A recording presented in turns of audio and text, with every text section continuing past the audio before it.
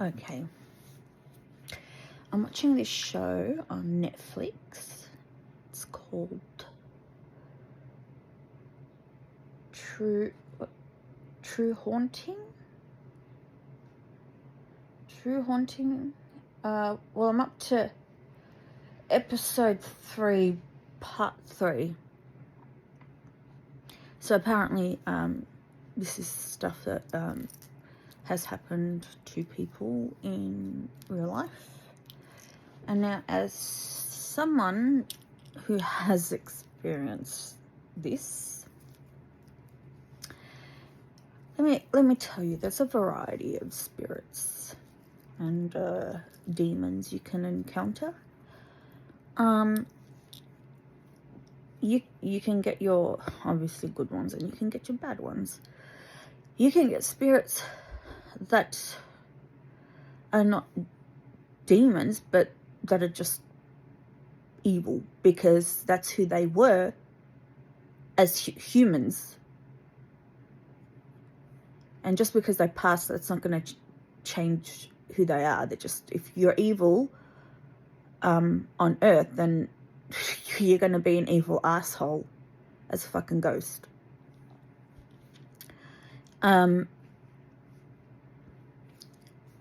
the thing is that you have more power in you to be able to get rid of them. And I'm talking even demons as well. I see so many movies and TV shows and all that sort of stuff. They say, oh, we need the help of a priest. We need the help of the cleansing. We need this and that of other cultures, or whatever methods they use. Maybe we need to try and talk to them and use the Ouija board and see and find out what they want. I guess you could use that and find out what it is that they want. But you don't need to do all that. You honestly have the power. And the reason why I know is because I've done it. And I've experienced bad ones, and I've learnt how to get rid of them. As soon as a bad one comes in, an evil one, especially when they try and do the paralysis of the entire body, where you can't even open your mouth and scream or anything like that. As soon as that starts happening,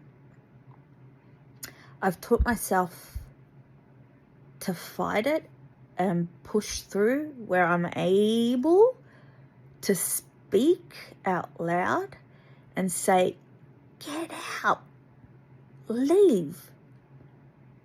I swear as well. Get that F out. And then gone. I sense nothing after that. Nothing. And when it's the good ones, I just let them be. Like, oh, you here? Oh, cool. Oh, so where you come from? Oh, did you do this? Oh, what's your name? I don't. Why? That was my most recent one. Well, I'd say most recent. He was nice. He was friendly. Yeah. To the point where I let him, like, I moved over on the side of my bed because he was sitting on the right side of me. And I'm like, well, because I was woken up by him. And I'm like, well, I'm going to continue sleeping now. But you can stay here if you want. And I just rolled over and I just continued sleeping. So I don't know when he left. But then in the morning I thought, just you know, was it a ghost or was it a person? Because this is the first time I actually saw a ghost that actually looked like a person. The ghost, it was not see-through or anything like that. It wasn't one of those that were lit up. It actually, it looked 3D. Like what I am is what I saw. Like an actual person. That's what it was. So that's why when I wake up in the morning, I check to see if the doors and the windows were locked.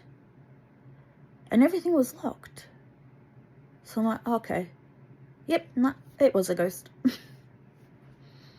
Yeah, how there's no way that anyone would be able to get in. So it's not like they can come in and then lock it and then how are you going to get it out? But then lock it. You can't lock it and then leave and then lock it. No keys. Anyway. So yeah, that was my first ghost that I saw that actually looks like 3D, like not see-through, not nothing. I've seen a variety of different types, but that was the first one. He was a nice guy. I still remember what he looks like. Yeah, he looked like he was in his early 20s, like maybe 19, 20, maybe 18, 19, 20, something like that. But yeah, the thing I did notice was when I was asking questions, that there wasn't like a verbal response. It was more so like a pointing or facial responses like that. It wasn't from the mouth, from the voice. So it's like, yeah, pointing. Oh, where'd you come from? Point, and he'd point. I'm like, oh, okay, cool. I swear you guys are probably going to think I'm crazy. Anyway, going back to this. So, anyway, on Netflix, so far this person who was experiencing stuff when he was in uni back in the 80s, he ended up getting a priest to come in and I guess cleanse his dorm room because he was experiencing a bad spirit. I'm still trying to figure out if it's an actual person who's evil or if it's a demon. So the way this is the thing, right? Because the show is making it out look like it's a person, but I want to know the description of the real person, what they're seeing, because demons don't reveal themselves really like humans, if that makes sense. You know what I mean? So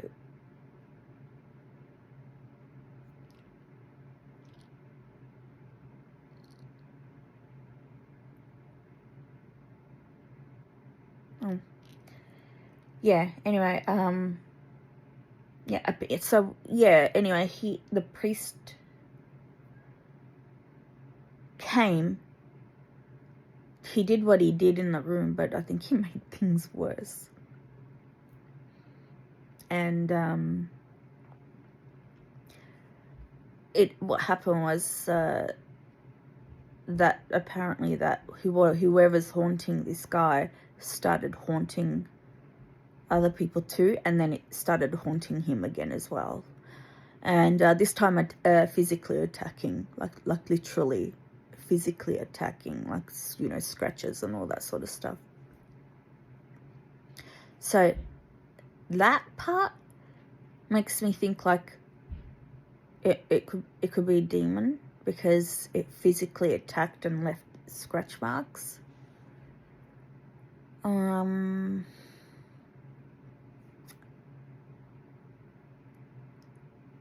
Like I said, a possibility could be that it might be an evil spirit, but I'm leaning more to the demon side if it's leaving scratches.